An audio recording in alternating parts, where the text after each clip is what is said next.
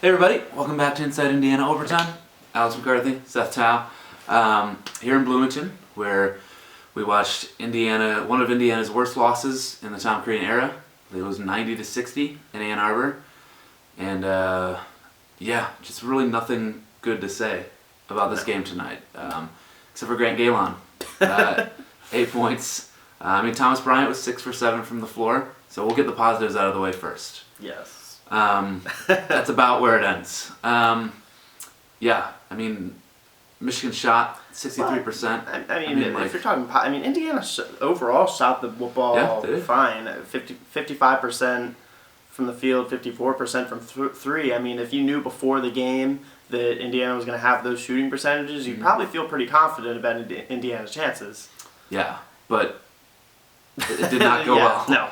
Yeah, it was, for all the talk this week about how Indiana was cutting down on its turnovers and how it was kind of, the last two home games they played really well in terms of forcing turnovers, in terms of limiting turnovers, and tonight they were very much on the wrong side of the turnover battle. Yeah, Indiana turned it over 16 times tonight, even 8-8 in both halves, and Michigan absolutely torched them for it. 28 points scored by the Wolverines off the turnovers. That was the difference in the game. Indiana lost by 30.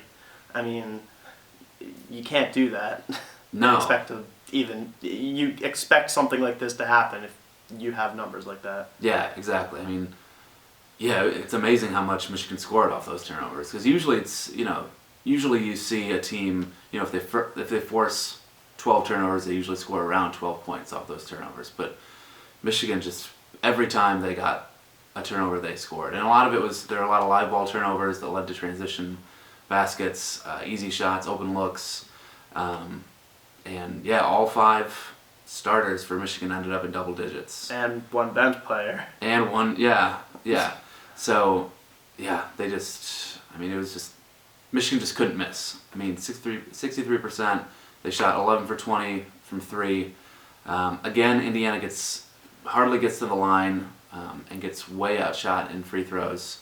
Michigan attempted 24 free throws. Indiana attempted 8. And all those were in the second half. Yeah. No free throws in the first half for Indiana.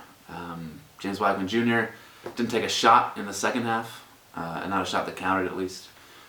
He was 2 for 3 from the floor for 4 points after tying a career high 33 and becoming, He didn't attempt a single three tonight. Yeah, which is wild because Michigan does not have a good perimeter defense. I think the worst in the Big Ten, or one of the worst three-point percentage defenses in the Big Ten.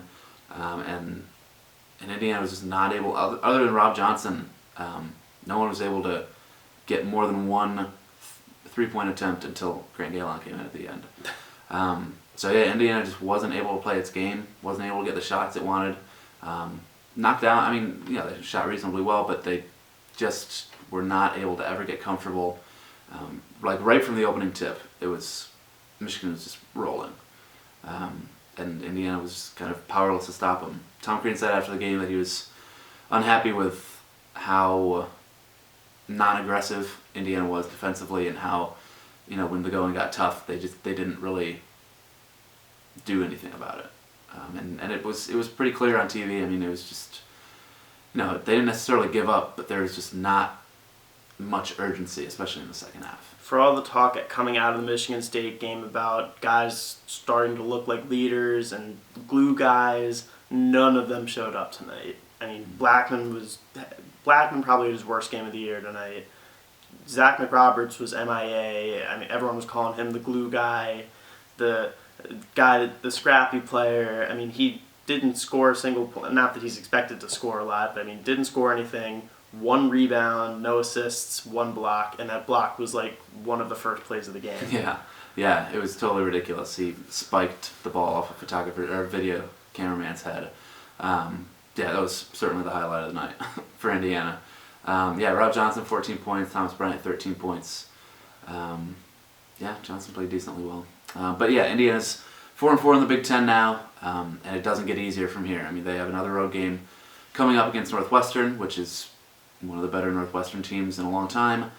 And again, their schedule is just their Big Ten schedule is so front-loaded with home games that they needed to win a couple of those. They needed to get that Nebraska win. They needed to get one of those early home game wins at least, because they finished with so many road games down the stretch.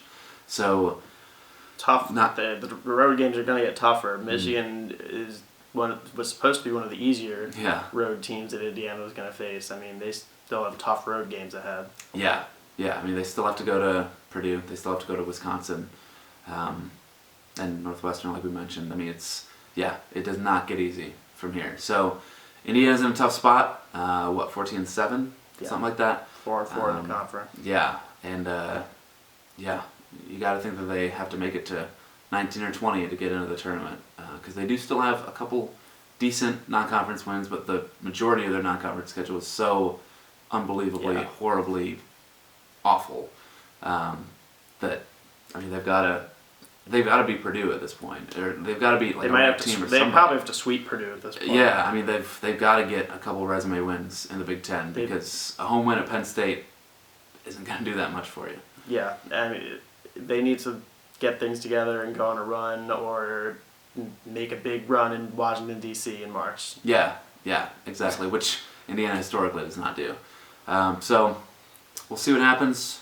Rough time, dire straits for Indiana here. But hey, silver lining, no one got hurt tonight. So that's kind of as far as we know. As far as we know. Blackmon did have the he limped off. So we'll shaken up. Juwan Morgan was back tonight in a limited role. He played 10-11 minutes. So yeah, there's that. That's something to watch. But other than that, nothing much else to say about that game. We'll see what happens moving forward. But things are not looking good for Indiana. Ugly. Yeah. So thanks for watching.